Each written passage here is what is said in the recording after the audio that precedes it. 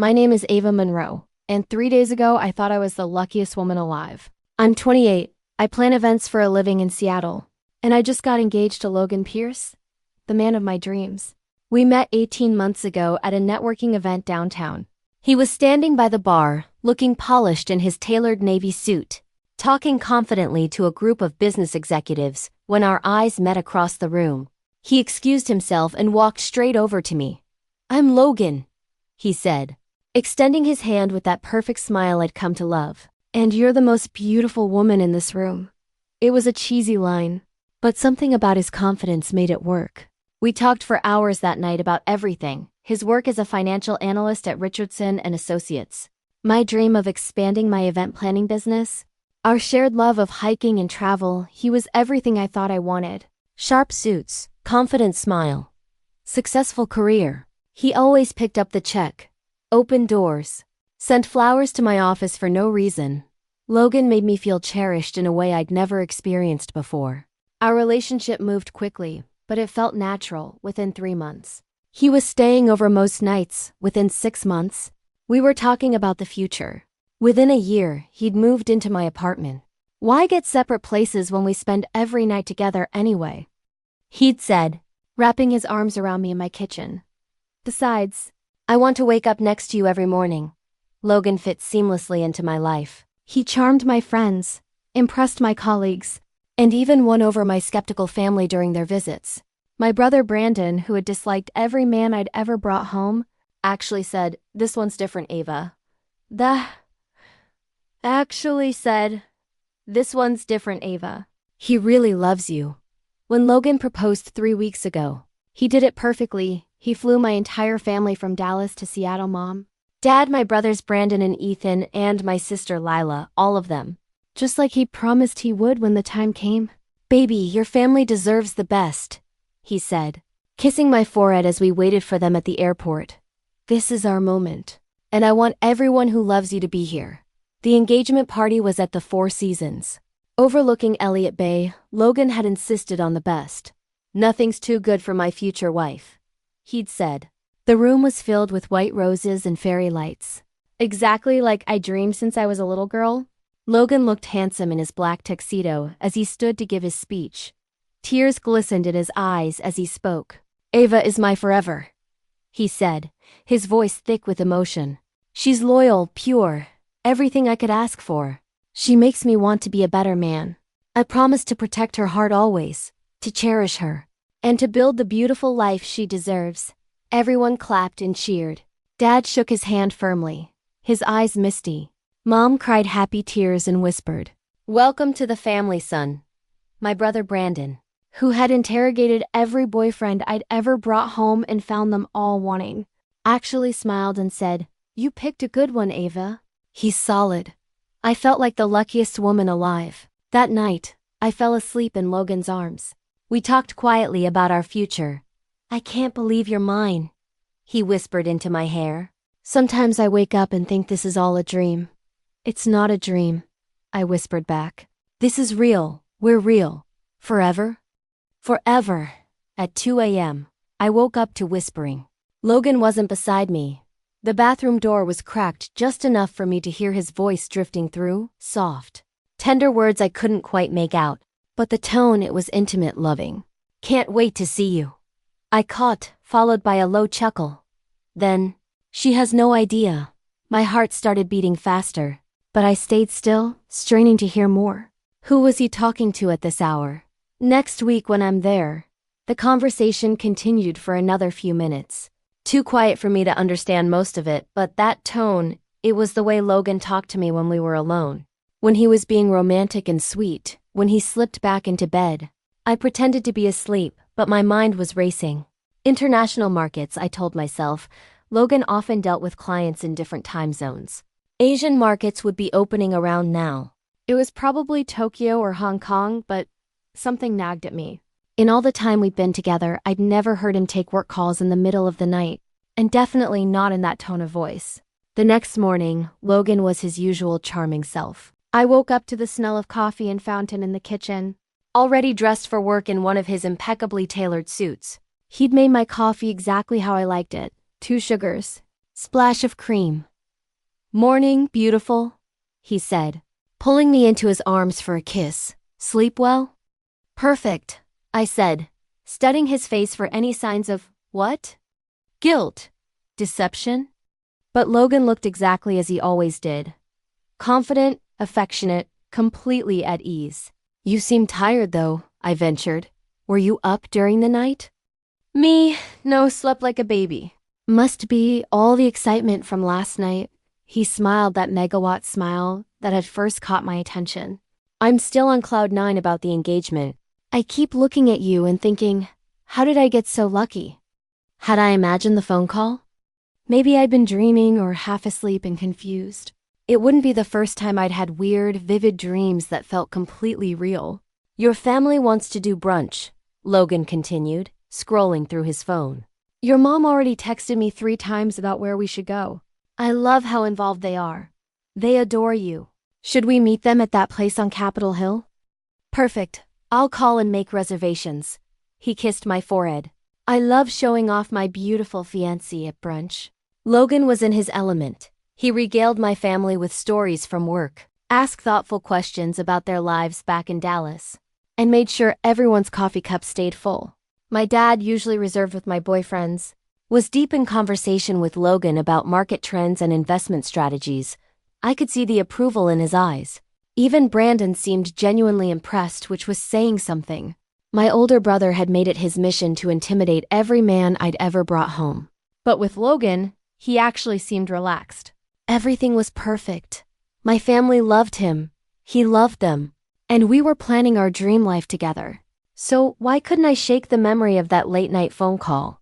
Tuesday afternoon, I was back to work from home, catching up on emails and planning a corporate event for next month. My business, Monroe Events, had been growing steadily, and I was proud of what I'd built. I specialized in weddings and corporate functions, and my attention to detail had earned me a solid reputation in Seattle's event planning scene. I was reviewing vendor contracts when my phone died. I needed to call the florist about centerpiece options, and Logan had suggested I use his phone whenever mine was dead. What's mine is yours, baby. We're a team now. His phone was sitting on the kitchen counter. That's when I saw it, as I picked up the phone. A notification popped up on the lock screen. Tinder. You have 3 new matches. My heart stopped. The phone suddenly felt heavy in my hands. Tinder? I stared at the notification, my mind racing. There had to be an explanation. We both used dating apps before we met. That was normal. Maybe it was an old notification that had just come through late. Technology could be glitchy sometimes, but as I stood there, another notification popped up. Tinder. Sierra sent you a message. This one was time-stamped just minutes ago. My hands started shaking. There was no innocent explanation for active notifications on a dating app. Not when we were engaged, not when we'd been planning our future together for months. Don't open it, my rational mind said. Trust him. Ask him about it directly. Give him a chance to explain. But my gut, the same instinct that had built my successful business by reading people and situations correctly, was screaming that something was very, very wrong. I opened the app. The profile that loaded made me physically sick. Recent photos of logins, some I'd taken myself just weeks ago. Our couple photos from vacation, carefully cropped so I was no longer in them. Professional headshots from his LinkedIn. Casual shots from our hiking trips with me edited out.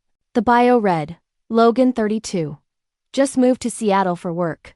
Looking for adventure and genuine connection. Love traveling, fine dining, and making meaningful memories with someone special.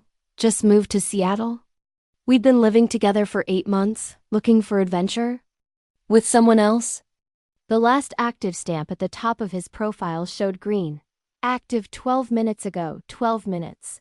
I'd been in the shower 12 minutes ago. My legs gave out. I sank onto the couch, still staring at his phone, still hoping this was some kind of mistake or cruel joke. But then I saw his matches, dozens of them. Beautiful women of all ages, all types. The conversations went back weeks. Some were just starting. Others appeared to have been ongoing for months. I scrolled through message after message, each one making me sicker. You're absolutely gorgeous. I'd love to take you to dinner this weekend. When can I see you again? Last night was amazing. Last night? But last night we'd been together. Celebrating our engagement with my family, unless... I scrolled back further and found a conversation that made my blood freeze. Logan. Can't wait for next month's trip. Jessica_Portland. Me too. It's going to be perfect, Logan. Just you and me in the beach. Finally some alone time. Jessica_Portland. I've been counting down the days. The timestamp was from 2 weeks ago. Right around the time Logan had told me about his work trip to Portland for a client presentation. I kept scrolling. My hands shaking so badly I could barely hold the phone steady. More conversations, more lies. More evidence that the man I was planning to marry was living a completely different life behind my back. Then I found the conversation that shattered everything. Logan. Planning a trip to Miami next month. Sierra_Miami. Really? I'd love to show you all the best spots. Logan. It'll be our little secret. Can't wait to see you again. Sierra_Miami. Again? When were you here before?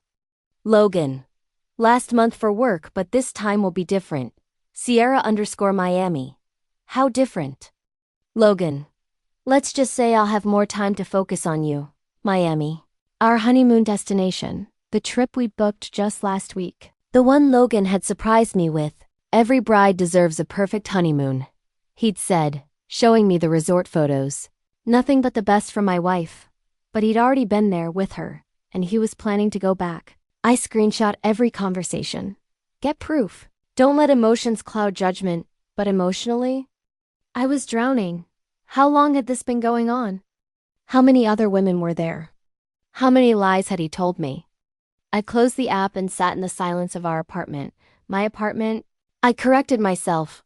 I'd been paying most of the rent, most of the utilities, most of the groceries Logan contributed, but not proportionally to his supposed salary, which made me think about money. Logan had expensive taste.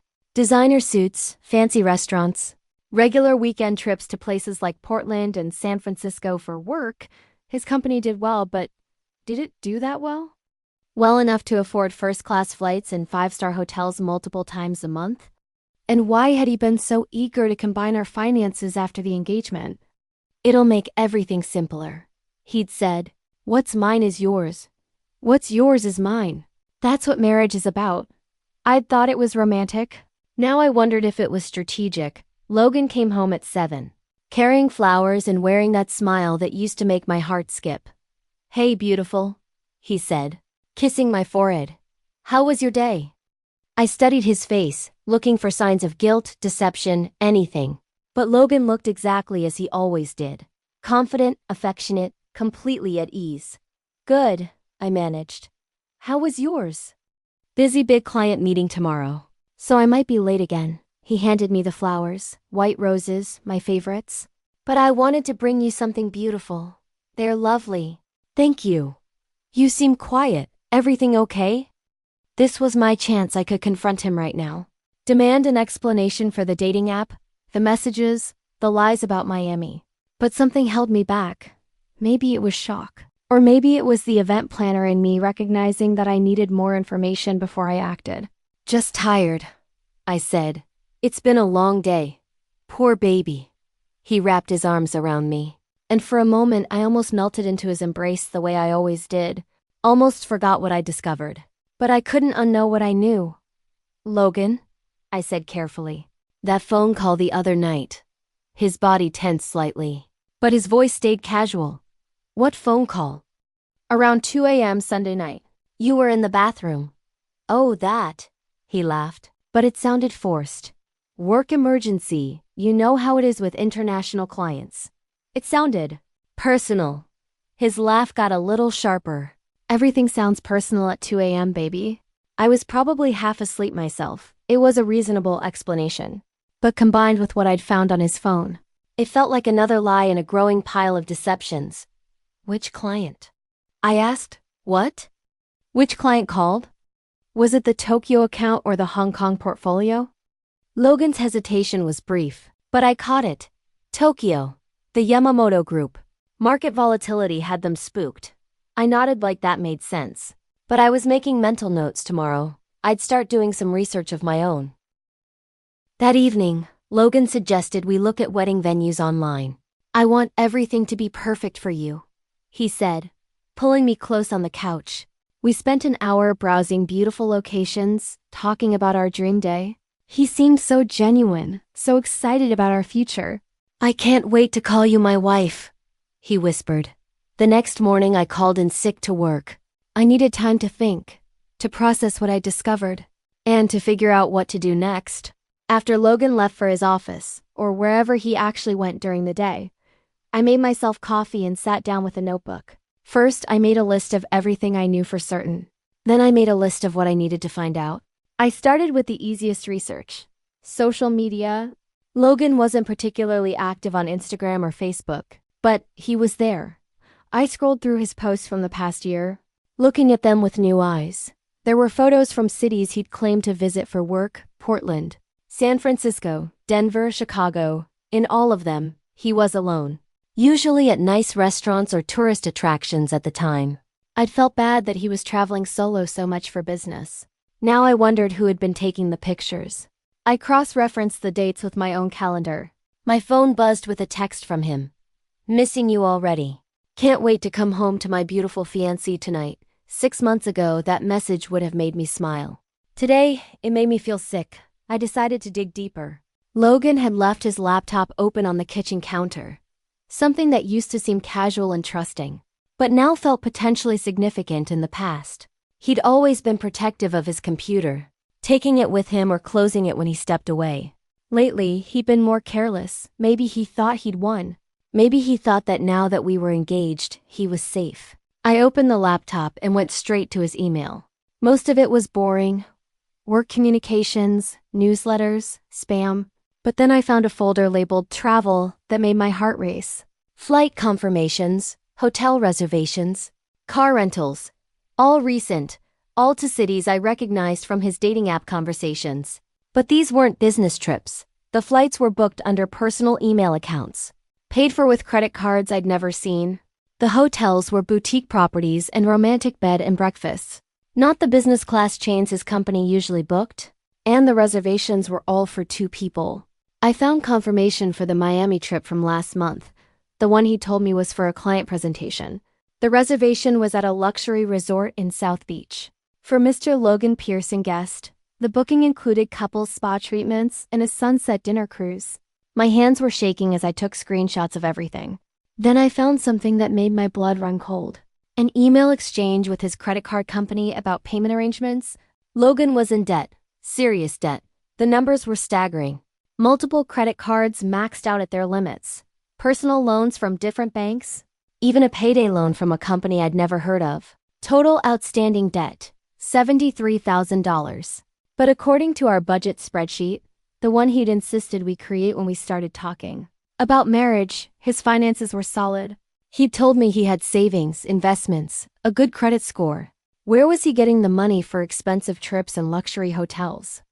My stomach dropped as I realized the answer. I grabbed my phone and opened my banking app with trembling fingers. My savings account, the one I'd been building for 3 years, the one that had contained $15,847 just 2 months ago, now showed a balance of $3,254. I scrolled through the transaction history. My vision blurring, transfers to Logan's personal account, starting small and getting progressively larger. The pattern continued through April and into May by my calculation. He'd taken nearly $13,000 from my account over the past 3 months, the engagement ring, my money, the party from my family, my money, the romantic weekend getaways, my money, his dates with other women, my money. I sat on my couch and cried for exactly 15 minutes. Then I stopped, because crying wouldn't solve this. Crying wouldn't get my money back or undo the betrayal. But planning would. I'm good at planning. It's what I do for a living, and I'm very, very good at it, Layla. I need you to do something for me, and I need you not to ask questions yet. Ava? What's wrong? You sound weird. Can you research someone for me? Quietly. Research how? Background check, social media deep dive, everything you can find. Who? I took a deep breath. Logan? There was a pause. Logan? You're Logan? Why would you? Please, Lila, just trust me. Can you do it? Of course, but Ava, you're scaring me. I'm scaring myself. Just find out everything you can about Logan Pierce, his past relationships, his finances, his job history, everything. Okay, I'll call you back in a few hours. After we hung up, I made another decision. I needed to see those Tinder conversations in full. I logged into Logan's phone remotely using our shared Apple account, another convenience he'd suggested for couples. The messages were worse than I'd thought. Not just Sierra in Miami. There were active conversations with at least a dozen women. Some local, some in other cities. The pattern was always the same. He'd sweep them off their feet, talk about meeting in person, make them feel special and chosen, and with every single one, he'd eventually steer the conversation toward their careers, their financial situations, their goals and stability. He was shopping for his next victim. My phone rang. Lila. Ava. Sit down. I'm sitting. Logan Pierce isn't who he says he is. My heart stopped. What do you mean? I mean, his job history is a lie. He was fired from his last 2 positions for financial irregularities. He's been sued twice by former employers. And Ava. What? What? What? What? What? What? Financial irregulations? For financial irregularities? And Ava. He's been sued twice by former employers. And Ava. What? He was engaged before 3 times, all to women with significant savings accounts. All relationships ended with missing money and broken hearts. The room spun. 3 times? Sarah Blake in San Francisco, Jennifer Walsh in Portland, Melissa Torres in Denver. The names hit me like physical blows. Some of them matched the travel receipts I'd found. How did you find all this? Public records, court documents. I also found a private Facebook group called Logan Pierce Survivors. 23 members. 23 women. 23 women like me. There's more, Lila continued. He's not just a cheater and a thief. He's a professional con artist. This is what he does for a living. I felt like I was drowning. How long have you known? I just found out, Ava, what's going on. I told her everything. The Tinder profile, the stolen money, the fake work trips. Jesus Christ, she whispered. We have to call the police. Not yet. I need to think. Think about what? He's a criminal. I know, but I need to do this right. After we hung up, I sat in the dark apartment I shared with a stranger. Everything I thought I knew about my life was a lie. Logan came home at midnight, smelling like perfume and wine. Hey, baby, he said, kissing my cheek. Miss me? I looked into his eyes. These eyes that had looked at me with such love and devotion, and saw them for what they really were. Cold, calculating, predatory. Always. I lied. I'm exhausted. Big presentation tomorrow. I'm going to shower and crash. As he headed to the bathroom, I made my final decision. Logan Pierce thought he was smart. Thought he'd found another easy mark in naive, trusting Ava Monroe. He was wrong. I plan events for a living. I know how to organize, execute, and make sure everything goes exactly according to plan. And I was about to plan the most important event of my career, Logan's destruction. Over the next week, I played the perfect, oblivious fiancée. I smiled and laughed and talked about wedding plans while secretly building my case. I documented everything. Screenshots, bank records, email threads. I contacted Logan's previous victims through that Facebook group. I gathered evidence of his pattern of fraud and emotional manipulation. I also made some calls. Mr. Richardson? It's Ava Monroe. We worked together on Emma's wedding. Yes, it was beautiful. Actually, I'm calling about something concerning. It's about Logan Pierce, one of your analysts, Sierra. My name is Ava Monroe. I think we need to talk about Logan Pierce. Detective Martinez? I'd like to report a case of financial fraud. By Friday, all the pieces were in place. Logan came home that evening in a great mood. Guess what, baby? I got that promotion. We should celebrate. Another lie. I'd already confirmed with his office that no such promotion existed. That's wonderful, I said, forcing enthusiasm. We should have dinner with my family tomorrow night. They'll want to hear the good news. Perfect. I love showing you off to your family. Saturday evening, my entire family gathered at a nice restaurant. Logan was at his charming best, regaling everyone with stories of his success and his bright future with me. "I'm going to take such good care of your daughter," he told my parents. "She deserves the world." "She certainly does," Dad said, his smile not quite reaching his eyes. Halfway through dinner, Logan's phone rang. "Sorry, it's work. Big client emergency." He stepped outside to take the call. That's when his face changed. Through the restaurant window, I watched him go from confident to confused to panicked. He came back inside, pale and shaken. "Everything okay?" I asked sweetly. There's been a misunderstanding at work. I need to go in." "On Saturday night?" "It's important. You stay and enjoy dessert with your family. I'll meet you at home." After he left, my family turned to me. "Okay," Brandon said. "What's really going on?" I smiled. "Justice. Logan didn't come home that night." Or the next day on Monday morning I got a text. "We need to talk." He was waiting in a coffee shop downtown, looking like he hadn't slept. Gone was the confident, charming man I'd fallen in love with. This person looked desperate and cornered. "You did this," he said, as I sat down. "You ruined everything." I told the truth. "Your boss, your victims, the police. They made their own decisions." "Victims?" His laugh was bitter. "Is that what you think you are?" "I think I'm a woman who was conned by a professional criminal. But unlike your previous targets, I fought back." Logan's mask finally dropped completely. "You have no idea what you've done.